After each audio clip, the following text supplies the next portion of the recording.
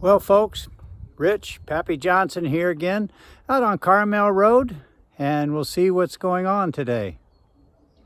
I think we got some HVAC work happening. So yeah, the HVAC is well on its way. HVAC stands for heating, ventilating, air conditioning. This is the ducting. I'll show you a piece of that in a little bit and how that's constructed. So let's go on up and see what they've got going in the attic here. You see in the hallway here, here's the access to the attic, and then right next to it is going to be the return air supply that goes to the HVAC unit. Return air is the air that's sucked in from the house, goes into the heating and air conditioning units, and then is blown out through all of this ductwork that's in the attic. So this is Rudy. He's the HVAC, heating, ventilating, air conditioning contractor. And right now he's working, putting in a dryer vent. You can see here, that's the silver metal pipe. It's going up through the roof. So Rudy, how'd you get involved in heating, ventilating, air conditioning? I got started, my feet wet in high school, learning the trade, learning how to build a house, and then got out of high school and looking for work, and I already had my feet wet, so it was easy to jump into it and jump into the HVAC business. And so you were right away, your first job out was in HVAC? Sort of. I was working at a gas station at first, and then I started when I was 19. Been doing this for 33 years. Awesome. That's awesome. And now I own my own business. And you must love it if you've been in it that long. It's a good career. It's hard, but it's nice. In HVAC, you learn everything. What's the worst part of it? Crawling in attics. Yes, Martine. And under houses. And under houses. I'd rather go underneath a house than in an attic because it's hot during the summertime. Yeah. Other than that, it's fine. Cool. People love you because you're cooling the house, you're heating their house, and it's a good thing. You're the guy that's always the hero, right? Yeah. Yep. I'm the hero and the goat sometimes. That's awesome. Depends. Thanks a lot, Rudy. You bet.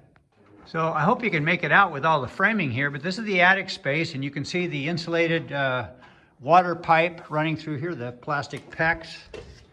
And that black pipe is the gas pipe.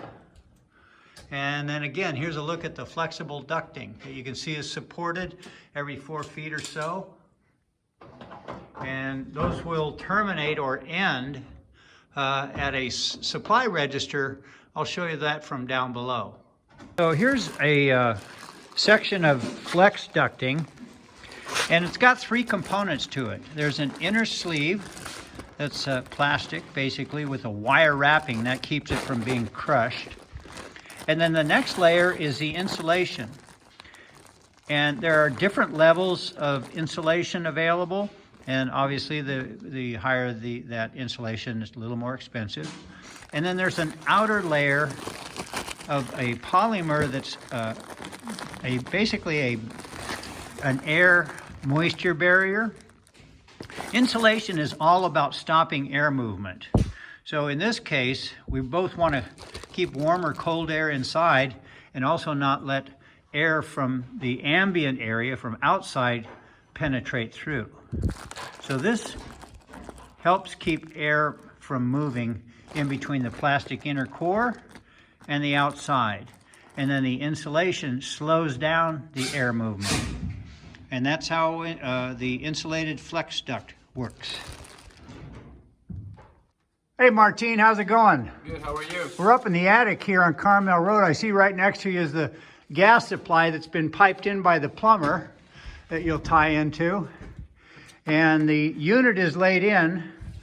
The first part of it here is the furnace and air handler for the air conditioning. And then on the far side there, that's called the evaporator. And the air will come into this side of the unit. We don't have it attached yet. It'll blow through the evaporator and then out the far end. And that big silver box is called a plenum. And from there, the air is distributed throughout the house in all this silver flexible ducting. Now that the painting is done, they're doing some of the finish work. The HVAC guys, heating, ventilating, air conditioning, are putting the diffusers in on these supply registers. These supply registers are the ones that blow air into the room. And you can see they're working here, putting the one in the bathroom. Heating and air conditioning has two types of air. Return air, which sucks air out of the house into the heating and air conditioning unit, and then supply air that blows it into the rooms. This large register here, grill, is for the return air, and it will have this filter in there, and that will be installed up in this return air can. You can see it's connected to the ducting, the return air duct that goes up in the attic to the HVAC unit. Well, we got some air conditioning work going here. I'll try to talk above the generator if I can. Outside the garage here, that's the man door to the garage, they've set the condensing unit for the air conditioner. You can see it's wired in here to 240 volts. And then you can see down here where this tubing coming out, going to the condenser, and then returning to the evaporator that's in the attic that this is connected to. That tubing carries the refrigerant, and what it does is it moves heat to the condenser, and the condenser lets that heat out into the ambient air.